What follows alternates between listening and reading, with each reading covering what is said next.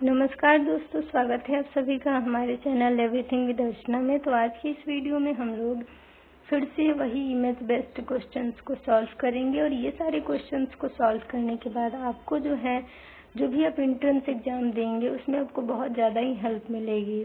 ठीक है, entrance exam कहें या फिर कोई कॉम्पिटिटिव एग्जाम कहें, मेडिकल का, जिसके बाद आपका सरकारी नौकरी होने वाला हो, या फिर कहीं पे अगर आप इंटरव्यू देने जा रहे हैं मेडिकल रिलेटेड जॉब के लिए, तो उसमें आपको इन सभी टॉपिक से रिलेटेड क्वेश्चंस पूछे जा सकते हैं। और इमेज बेस्ड क्वेश्चन तो आजकल बहुत ज़्यादा ही आते हैं, तो आप लोगों के लिए ये वीडियो बहुत ज़्यादा ही हेल्पफुल है। तो चलिए वीडियो को अब स्टार्ट करते हैं। तो ये जो आपको इमेज दिख रहा है वो क्या है, तो थर्मोमीटर है। अब ये बताना है कि ये किस तरह का थर्मोमीटर है। तो पहला आपको यहाँ पे ऑप्शन में मैनुअल थर्मोमीटर, दूसरा डिजिटल थर्मोमीटर, तीसरा इंफ्रारेड थर्मोमीटर, चौथा केमिकल थर्मोमीटर। तो इसमें जो राइट आंसर होगा वो कौन सा है, तो ये डिजिटल थर्मोमीटर है, जिसे इलेक्ट्रॉनिक थर्मोमीटर भी कहा जाता है। नेक्स्ट आपको ये बीपी मशीन दिख रही है और इससे पहले आपने पहले के वीडियो में एक बीपी मशीन देखी थी जो कि मैनुअल था। ठीक है, यानी स्फिग्मो मैनोमीटर उसे कहा जाता था। क्या कहा जाता था, तो स्फिग्मो मैनोमीटर। तो ये जो बीपी डिवाइस आपको दिख रही है, अब आपको इमेज दिख गया अच्छे से। अब आपको ऑप्शन देखना है और बताना है राइट आंसर।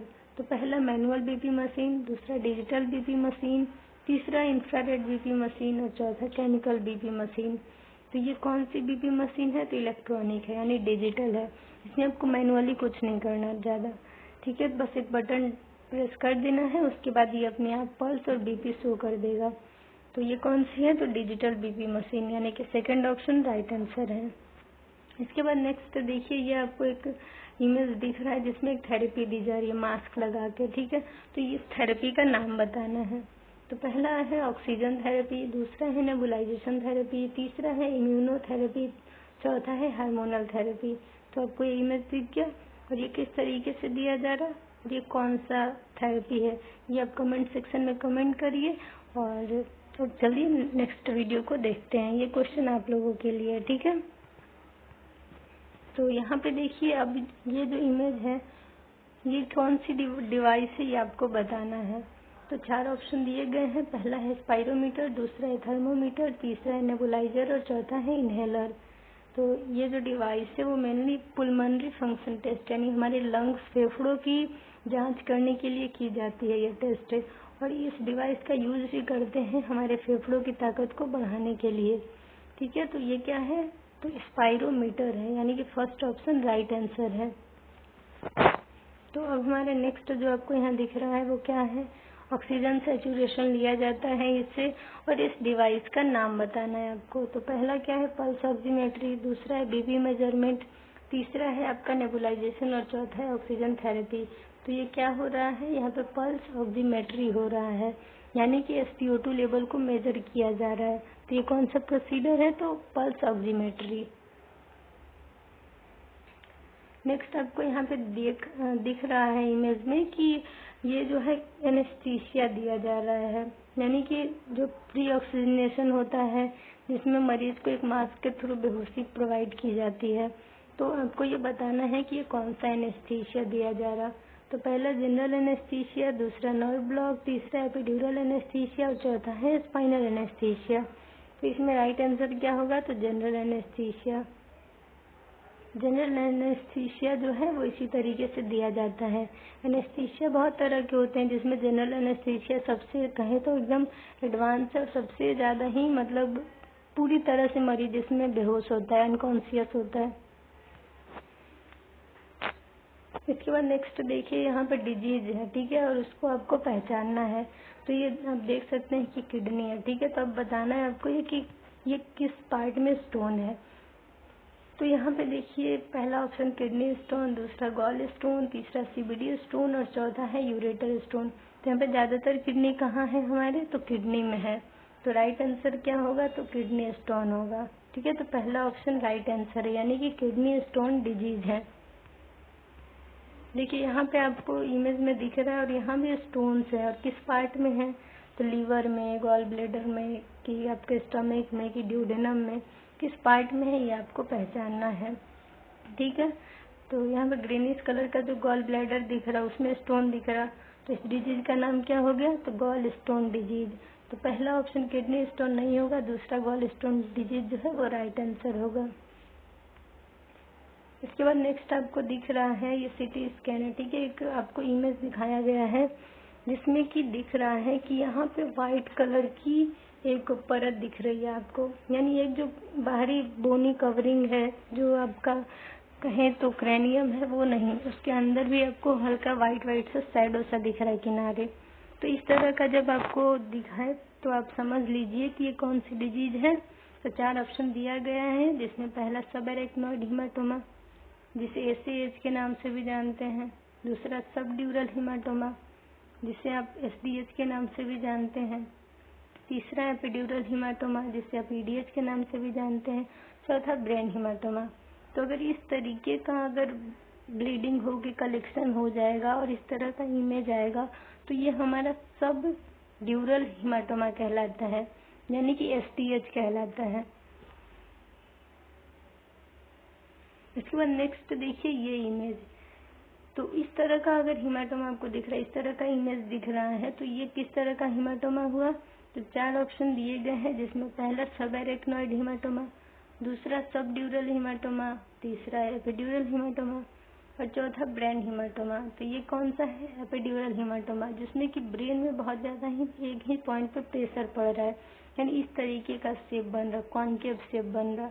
और एसडीएच में जो है कॉन्वेक्स शेप बनता है, ये इस तरीके का शेप बना है इसमें।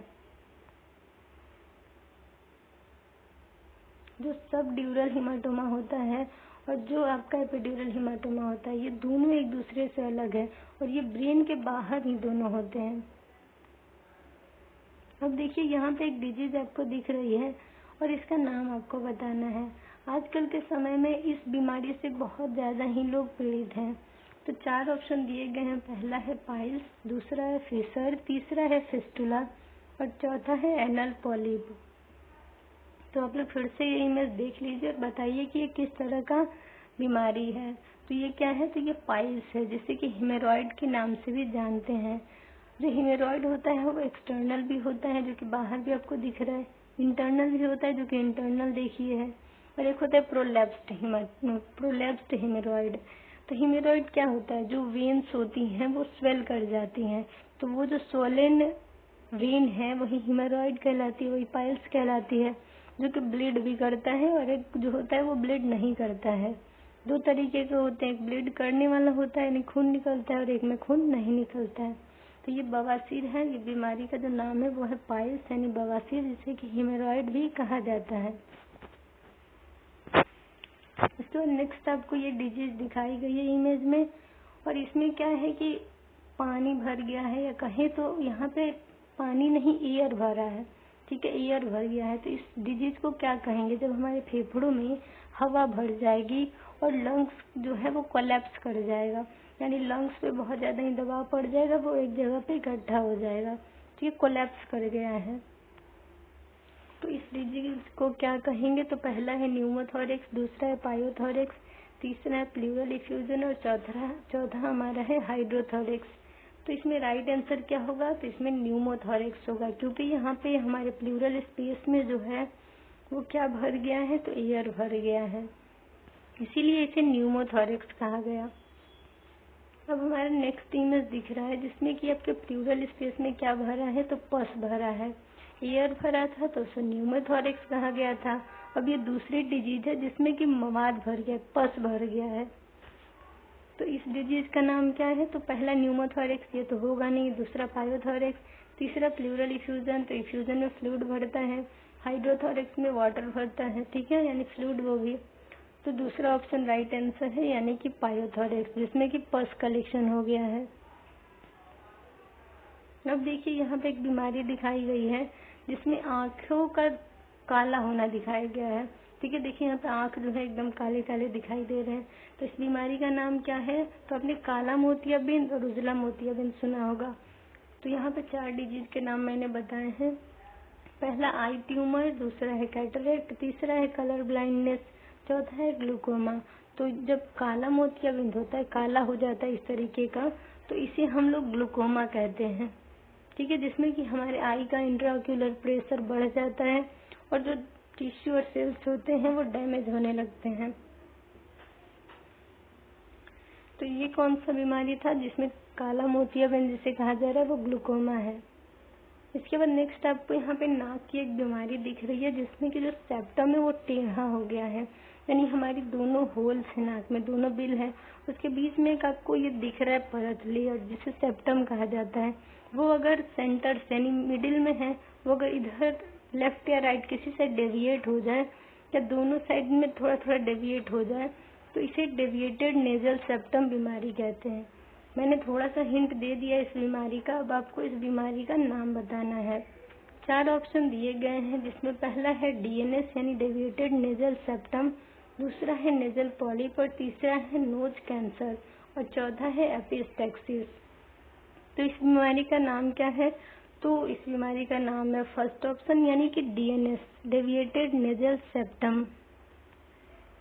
तो इसी तरह से आगे का और वीडियो हम लोग कंटिन्यू करेंगे दूसरे वाले वीडियो में, ठीक है, आगे का जो स्लाइड है।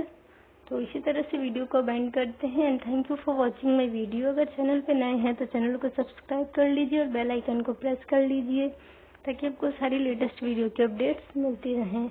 और अगर आपको और किसी तरह की वीडियो चाहिए तो आप कमेंट सेक्शन में कमेंट करिए और मैं जल्दी से जल्दी उस पर वीडियो प्रोवाइड करने का ट्राई करूँगी।